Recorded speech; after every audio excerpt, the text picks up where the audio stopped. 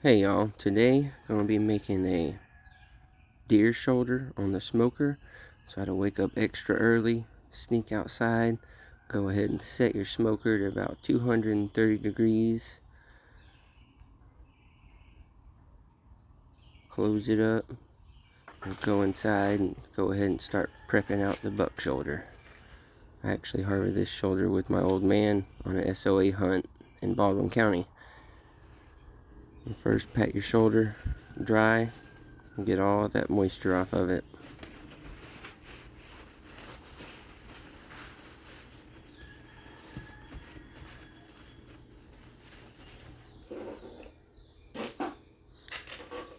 And then you're going to want to get a knife and skin any extra silver skin, little fatty spots.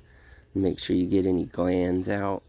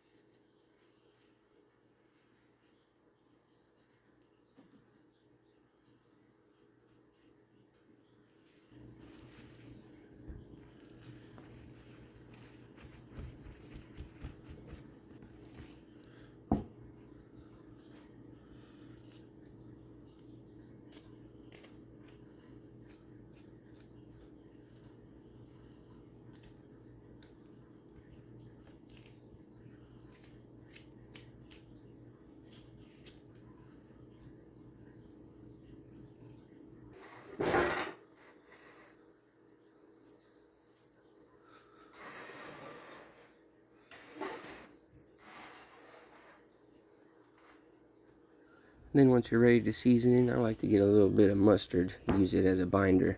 And just go ahead and smear that mustard all over it and all the nooks and crannies.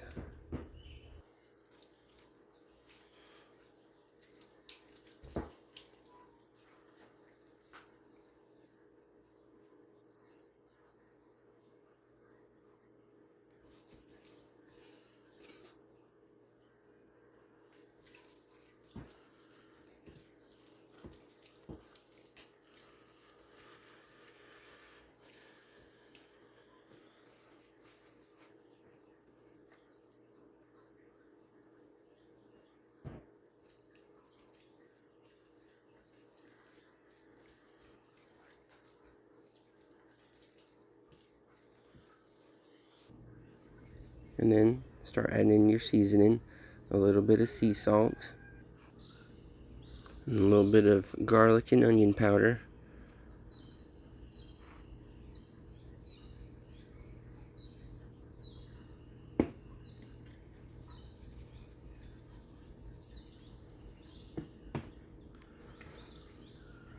And some paprika, a little bit of color, and a little bit of flavor.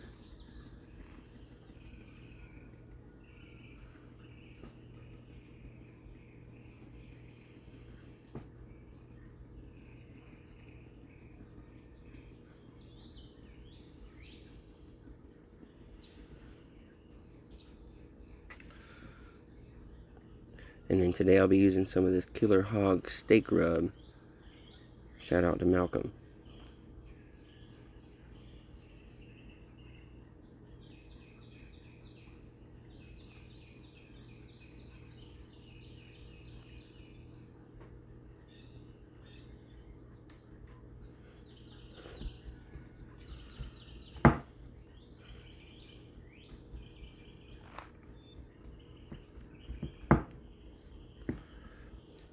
Alright, once you got it all seasoned and pat down, and flip it over and do the other side. And put a touch more paprika in here for some extra coloring.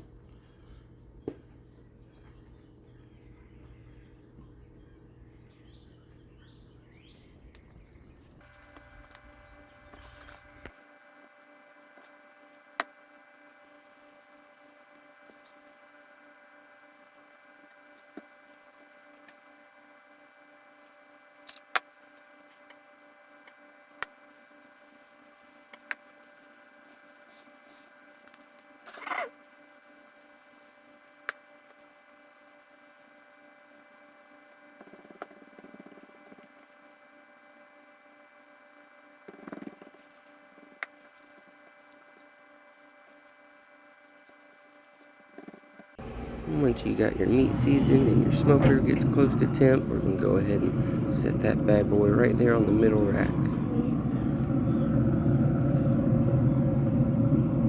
And let that hang out and come check it out in an hour.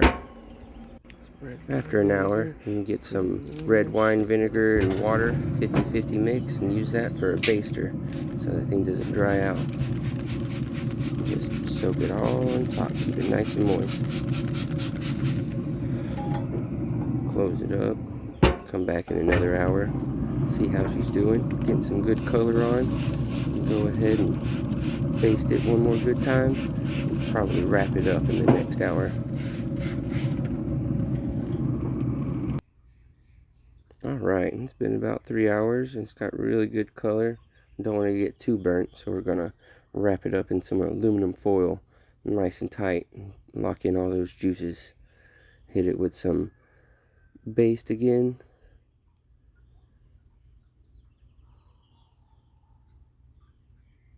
Keep it nice and moist. Lock in all that flavor. And go ahead and set your meat thermometer in there, right there in the middle, thickest part. We're going to cook it to temperature. We'll set it first about 195, and then we'll take it off and put a glaze on it. And wrap that thing up nice and tight.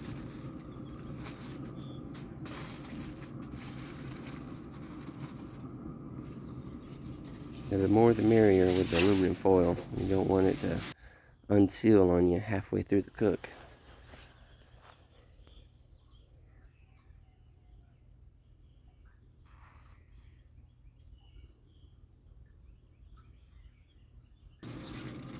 Nice and tight, and pack it around that probe really good. Make a little slit so it can go around it. Oh yeah, nice and tight. Just throw it back on there. I'm just gonna let her ride till she gets to 195. While that's smoking, we're gonna go ahead and make our glaze. About half a cup of apple cider vinegar, half a cup of honey, a half a cup of preserves of your favorite kind, whether it be strawberry, grape, and then about a cup and a half of your favorite barbecue sauce. And I got this recipe from Malcolm Reed also, from How to Barbecue Right, so appreciate you, Malcolm.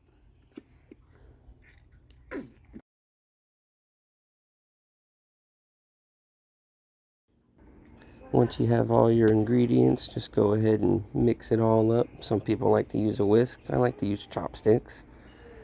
And take your time, mix it up until it's all married together. Alright, that looks good. So I had to bump up the grill because it was holding at 185 for the last 3 hours. So bumped it up, and that helped it get up there to that 195. Hit 195, baby. Go ahead and take it off and unwrap that aluminum foil and wrap this glaze all around it. What do you gotta do? Take it out.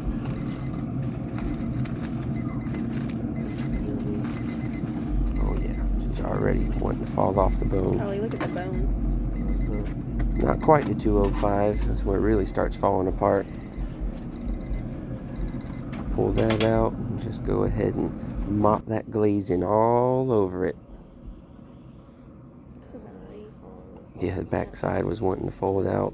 Kind of keep it together. Once that glaze caramelizes, it'll kind of hold it together for you.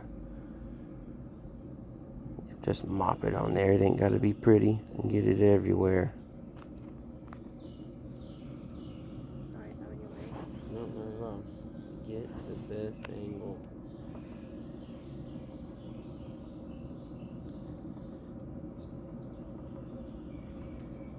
Yeah, this glaze will add that extra razzle-dazzle into the meat and make your girls really love Are it. you gonna put it back in the foil or? Nope.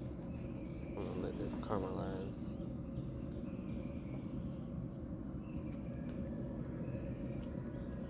Flip it over and do the same thing to the other side.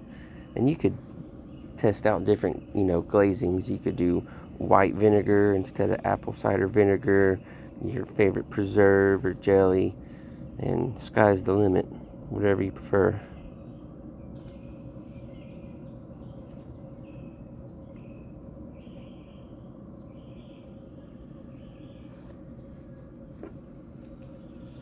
I might save some of that stuff if you don't use it all.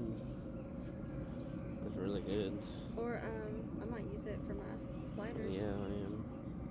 Alright, and you could save that glazing for whenever you go to make your little sliders. You can throw some more on there and just wrap it up in the fridge for next time. Once that's got the glaze all over it, you can go ahead and set that back on the grill for another, 15-20 minutes. Just long enough for that stuff to caramelize.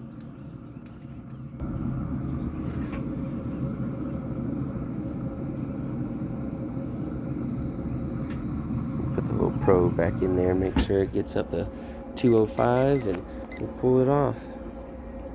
205. Yep. Yep. Look, girls, come here. Alright, we had a cabbage growing out in the garden, so we decided to harvest it with our meal. And big old beautiful cabbage. Some bugs got a hold to it, but that just means it's good. My wife chopping it up. It turned out really good. Nice and fresh. It smelled great. First garden cabbage, so we were quite excited about it.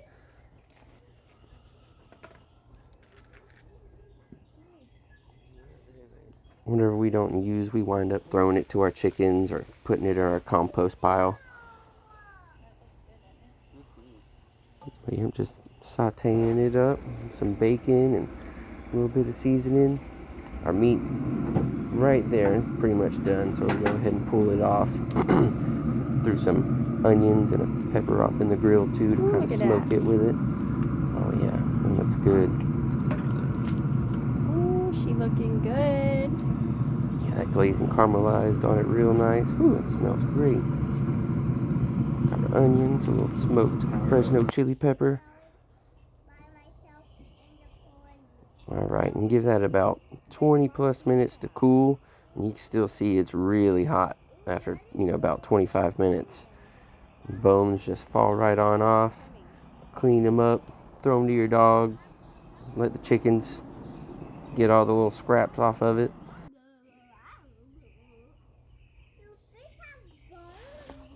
Alright, and the cabbage is done. Get the meat, make the slider how you like.